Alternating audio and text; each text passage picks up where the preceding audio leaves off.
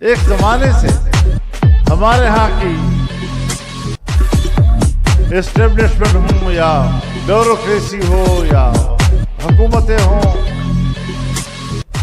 انہوں نے مدارس کے رجسٹریشن بند، بینک اکاؤنٹ ہمارے بند۔ ان کا خیال یہ تھا کہ ہم اس دباؤ میں مدارس کو بند کرا دیں گے،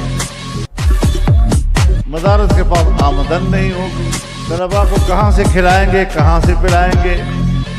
جو کوئی مسلمان اہل خیر ان کو چندہ دے گا اس کا پیچھا کیا جائے گا، اس سے پوچھا جائے گا آپ مدرسے کو کیوں چندہ دے رہے ہیں۔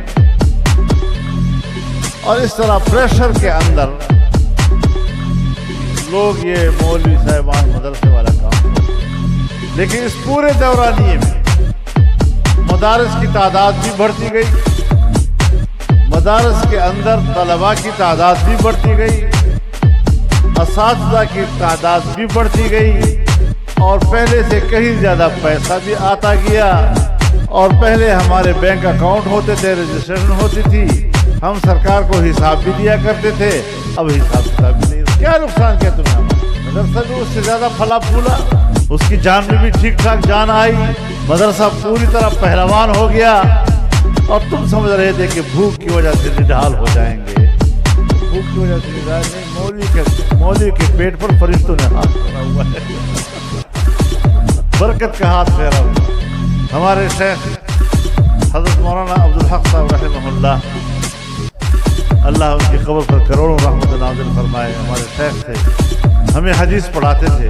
تو رسول اللہ صلی اللہ علیہ وسلم کی وہ حدیث کہ فرمایا نظر اللہ امرأ سمع مقالتی فوعاها وأداها كما سمع۔ اللہ تعالیٰ اس شخص کو تر و تازہ رکھے کہ جس نے میری بات سنی، یعنی رسول اللہ صلی اللہ علیہ وسلم نے فرمایا کہ جس نے میری بات سنی پھر اسے یاد کیا، پھر جیسا سنا تھا اسی طرح دوسروں تک پہنچا۔ تو فرمایا کہ مدرسوں میں پڑھنے والے چاہے غریب ہوں، چاہے ان کے والدین کے پاس کھانے کے لیے کچھ نہ ہو، لیکن مدرسے میں پڑھنے والا تر و تازہ رکھے۔ اور فرمایا یہ تر و تازگی مطلق ہے، اس سے دنیوی تر و تازگی بھی مراد ہے، برزخی تر و تازگی بھی مراد ہے، اور اخروی تر و تازگی بھی۔ تو آپ دنیا میں ہوں گے یا اس سے آگے جائیں گے، برزخ میں جائیں گے، آخرت کی طرف جائیں گے، جہاں جہاں جائیں گے تر و تازگی آپ کا استقبال کریں گے۔ بس اللہ تعالی ہمارے دلوں میں اخلاص مانگے۔ تو انہوں نے بھی ہمارے رجسٹریشن بند کیے ہوئے تھے۔ میں نے کہا سب کچھ اللہ کرتا ہے۔ یہ الیکشن سے پہلے پی ڈی ایم کی حکومت بنی تھی، ہمارے 4 وزیر بھی تھے اس کے اندر۔ اسمبلی میں ہماری تعداد قومی اسمبلی میں 16 تھی، قانون سازی کے لیے ڈرافٹ بھی بن گیا تھا،